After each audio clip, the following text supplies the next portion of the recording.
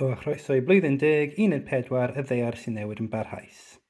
Y tro yma, dwi'n meddwl mae'r termau'n digon amlwg, y ddaear yw ein blaned ni, ac rhywbeth sy'n newid yn barhaus yn newid trwy'r amser. Croeso adre, dyma diagram o'r ddaear wedi torri mewn hanner. Yn y canol, mae'r craidd mewnol wedi wneud mas o haearn solid. Yn gweithio mas o'r canol, y haen nesaf yw'r craidd allanol, a mae hwn wedi wneud mas o haearn hylifol. Nesaf mae'r mantell. Mae hwn wedi wneud mas o craig solid, ond maen nhw'n gallu llifo'n arof iawn. Yn olaf, ar y tu fas, mae'r cramen. Mae hwn yn cymarol denau wedi wneud mas o craig solid. Mae rhaid ni gwybod am drifft cyfandirol, sef damcaniaeth Alfred Wegener. Awgrymodd Wegener bod mynyddoedd yn ffurfio wrth i ymyl un cyfandir, continent mewn Saesneg, sy'n drifftio wrth daro ag un arall. Cymerodd dros 50 mlynedd i'r syniad yma cael ei derbyn, oherwydd nad oedd Wegener, nag unrhyw un arall yn gallu esbonio sut gall rhywbeth mor fawr a cyfandir symud. Beth oedd tystiolaeth Wegener wnaeth arwain i awgrymu drifft cyfandirol? Wel, mae amlinellau'r cyfandiroedd yn ffitio gyda'i gilydd fel jigsaw. Mae hwn yn awgrymu fod nhw arfer bod rhan o'r un cyfandir mawr, Pangea, rwy'n galw e nawr. Yr ail a trydydd darn o tystiolaeth oedd bod patrymau tebyg o greigiau a ffosiliau ar draws môr yr Iwerydd. Nawr, mae môr yr Iwerydd yn y môr rhwng Affrica ag America, neu rhwng Ewrop ag America. Mae yna tua 5,500 milltir rhwng y rhain, felly i gweld ffosiliau o anifeiliaid tebyg nad oedd yn gallu nofio, roedd rhaid cael esboniad am hynny. Erbyn nawr, mae gwyddonwyr yn deall am platiau tectonig. Mae cramen y ddaear a rhan uchaf y fantell wedi torri'n ddarnau mawr sef platiau tectonig. Mae currentiau darfudiad yn y fantell yn achosi i'r rhain i symud rhai centimetrau pob blwyddyn. Mae'r symud araf iawn dros amser hir iawn yn adjofynu fel bod y platiau yn symud yn bell iawn dros miliynau o flynyddoedd.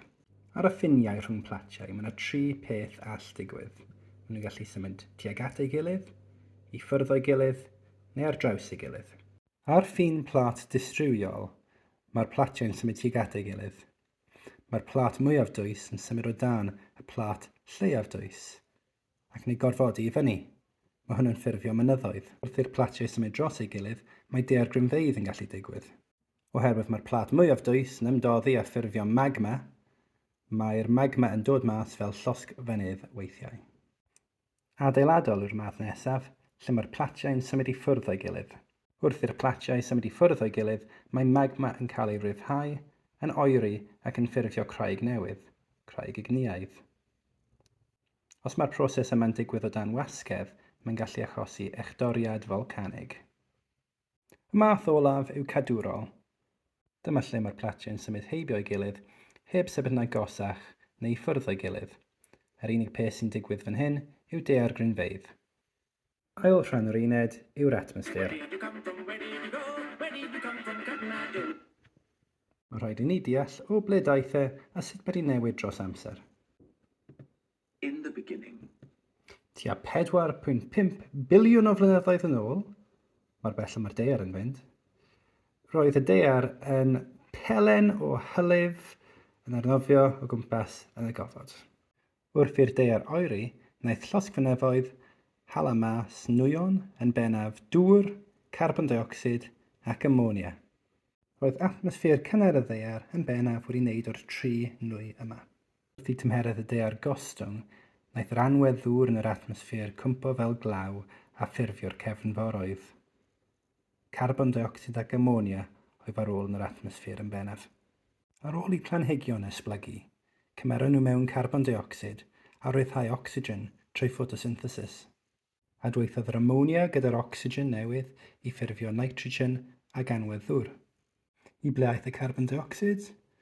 Mae wedi hydoddi mewn i'r moroedd, wedi cael ei ymsugno gan blanhigion am photosynthesis, a'i gloi mewn greigiau gwaddodol sydd ei hun wedi wneud mas o cregyn anifeiliaid morol. Yn y ffordd yma, mae'r atmosffer cynnar, oedd wedi wneud mas o carbon dioxid, amonia a dŵr, ni'n meddwl, wedi newid mewn i atmosffer heddiw, sydd yn 78% nitrogen, 21% ocsigen a 0.9% argon. Mae yna nwyon arall hefyd yn cynnwys 0.04% carbon dioxid ac ychydig bach o dŵr yn diblynu lled ni yn y byd. Mae'r lefelau ocsigen a carbon dioxid wedi bod yn weddol sefydlog yn yr atmosffer am miliynau o flynyddoedd. Mae yna nifer o brosesau sy'n cynnal lefelau ocsigen a carbon dioxid yn yr atmosffer. Mae'n rhaid i chi gwybod am 3. Resbiradaeth, helosgiad a photosynthesis. Mae resbiradaeth yn cymryd ocsigen mas o'r atmosffer a ryddhau carbon dioxid mewn i'r atmosffer. Mae helosgiad yn neud yr un beth, ond wrth gwrs wnaeth y planhigion sy'n llosgi cymryd carbon dioxid mas o'r atmosffer wrth i nhw dyfu. Mae photosynthesis yn neud gwrtherbyn. Mae'n ryddhau ocsigen a cymryd mewn carbon dioxid. Roedd y prosesau roedd ni newydd trafod mewn cydbwysedd nes i bobl dechrau effeithio ar bethau, yn enwedig ar ôl y chwyldro diwydiannol. Mae llosgi tanwyddau ffosil yn ryddhau carbon dioxid sydd wedi cael ei gloi lan mewn tanwyddau ffosil am miliynau o flynyddoedd. Mae'n cael ei ryddhau yn gyflymach na all photosynthesis cael gwared o fe. Mae datgoedwigo yn meddwl llai o photosynthesis, a mae'n hefyd ryddhau carbon dioxid sydd wedi cael ei gloi lan yn y coed. Mae cynnydd mewn lefel carbon dioxid yn yr atmosffer yn arwain at cynnesu byd-eang. Mae cynnesu byd-eang yn achosi cynnydd yn lefelau y môr ac achosi ardaloedd fawr o dir i llyfogi. Mae'n achosi diffodiant a dinistrio cynefinoedd oherwydd mae tywydd yn cynyddu yn gyflymach na gall planhigion ac anifeiliaid addasu. Mae'n achosi cynnydd mewn tywydd eithafol fel corwyntoedd, llifogydd a sychder. Mae rhai tanwyddau yn cynnwys sylffwr fel amhiredd. Mae llosgi sylffwr yn ffurfio sylffwr dioxid. Mae sylffwr dioxid yn hydoddi mewn dŵr i creu asid sylffiwrig.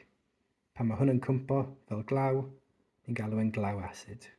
Mae sylffwr dioxid yn adweithio am metelau a chreigiau fel calchfaen. Ar hen adeiladau fel eglwysi, byddwch chi'n sylwi mae'n edrych fel mae'r gargoyles wedi hydoddi.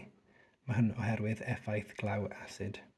Mae glaw asid yn niweidio'r haen gwyraidd ar dail coed ac wneud hi'n anoddach i goed amsugno'r mwynau sy'n angen arnyn nhw i dyfu'n iach, felly maen nhw'n marw. Mae hefyd yn gwneud afonydd a llynoedd yn rhy acidig i rhai o'r rhywogaethau sy'n byw ynddyn nhw i oroesi. I ail ddweud, gan mae hwn yn rhywbeth sy'n drysu bobl, dydyn ni ddim yn llosgi sylffwr, mae sylffwr yn y tanwydd fel amhiredd. Mae yna digonedd o bethau rydyn ni'n gallu wneud i rheoli newid hinsawdd, ond mae rhaid brysio. Rydyn ni'n gallu buddsoddi mewn egni adnewyddadwy a niwclear. Dyma pethau fel tyrbannau gwynt, paneli solar ac yn y blaen. Mae'n cymryd llawer o egni i greu bethau newydd, felly mae ailgylchu a aildefnyddio yn meddwl ni'n defnyddio llawer llai o egni. Wrth i mwy a mwy o'n egni dod o egni adnewyddadwy, bydd ceir trydanol yn mynd yn well ac yn well o ran carbon dioxid. Yn ein cartref ein hun, gallu gwneud pethau fel troi y gres i lawr ac yn y blaen. Ni gallu defnyddio trafnidiaeth dorfol, fel mynd ar y bus yn lle y car, ac mae llywodraethau yn ail-goedwigo. Nwyon yn defnyddiol i ni. Ni'n cael nitrogen, neon, ocsigen ac argon o'r aer. I gwneud hyn, rydyn ni'n oeri'r aer yn isel iawn, nes iddo cyddwyso mewn i hylif. Wedyn, wrth i'r hylif twymo, ni'n defnyddio'r proses o dystylliad. Maen nhw'n mynd i anweddu yn trefn eu pwyntiau berwi. Mae rhaid i ni gwybod profion am 3 nwyon. Mae hydrogen yn ffrwydrol, ac os ti'n rhoi splint i profdiwb sy'n cynnwys hydrogen, bydd e'n llosgi gyda pop gwychlyd.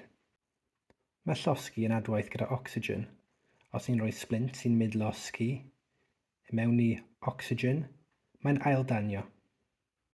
Mae carbon dioxid yn newid llw dŵr calch o ddilyw i leithog.